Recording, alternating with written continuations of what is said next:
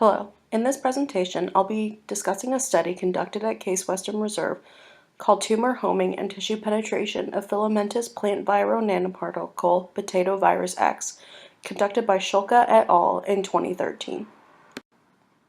Viral nanoparticles have been used in many applications since the late 1990s when it was developed, such as drug delivery, imaging, vaccines, and other immunotherapy techniques. The effectiveness of these viral nanoparticles depends on many factors, but one of the most important ones is the aspect ratio of the virus, or the ratio of the length of the longest side to that of the smallest side. Many researchers have noted a higher aspect ratio should be more effective, especially in applications of tumor homing, than a lower aspect ratio virus. While this type of configuration is hard to engineer, it can be found in many plant viruses.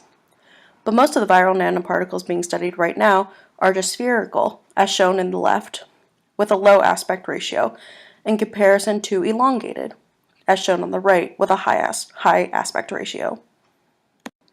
Based on this previous research, this group sought to explore how a plant-based nanoparticle called Potatovirus X, shown on the right, would compare in tumor homing properties to the traditional spherical plant-based nanoparticle, or the cowpea mosaic virus, shown on the left.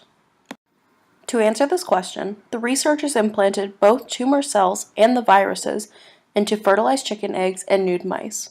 To do this, the researchers' first step was to conjugate the virus or attach to it a fluorescent molecule, either A647 or A555, so that the virus could be imaged, and a PEG 5000 molecule, which prevents the virus from being recognized by the immune system, as shown in Figure A. These molecules were then imaged with transmission electron microscopy, shown in Part B, then stained to ensure pegylation, shown in Figure C, and finally, the zeta potentials, or electrokinetic potentials, were measured for each sample, as shown in Part D. In the first test run, human fibrosarcoma and squamous carcinoma cells were injected into an avian embryo.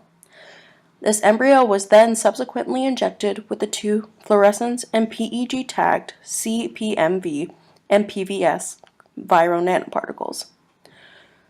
The tumors developed were then excised, and the amount of each nanoparticle in the tumors were measured. As you can see from the Figure A, the fibrosarcoma tumor, shown in purple, was expressing both CPMV nanoparticle, shown in green, and the PVX nanoparticle, shown in red.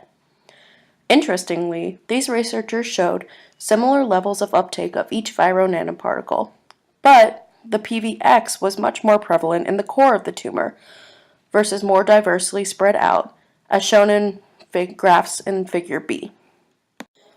Next, the two fluorescently and PEG-tagged viro nanoparticles were injected into a 6-week-old mouse model after they had been xenographed with H229 tumors, a type of human colon cancer. In this study, it was shown that PVX performed better tumor homing than CPMV.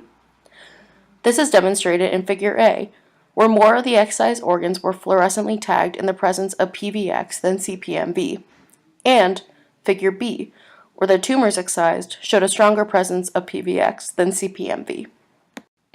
Finally, plasma circulation times were also measured for both PVX and CPMV, since this is a good indicator of tumor homing due to enhanced permeability and retention effects.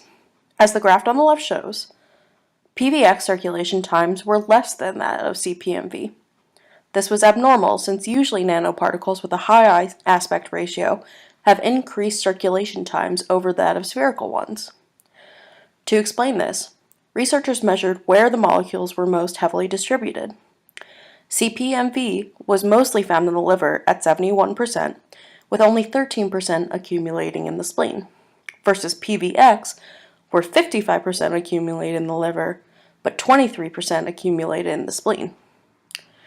The research determined that the plasma results and the fact that the avian embryo model didn't show an increased uptake of PVX could be explained by these percentage differences. They hypothesized that this may indicate that PVX is being filtered more quickly throughout the body, so it does not behave as expected.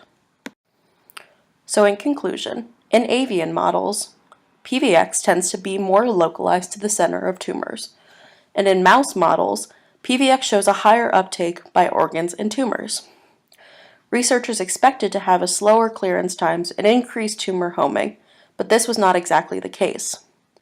So in the future, the researchers seek to explore why PVX tends to be equally uptaken by avian models, but tends to be more localized to the center of the tumor. In addition, they would like to explore what benefits this central localization could have, and possibly explore the immunogenicity of PVX to help explain circulation times.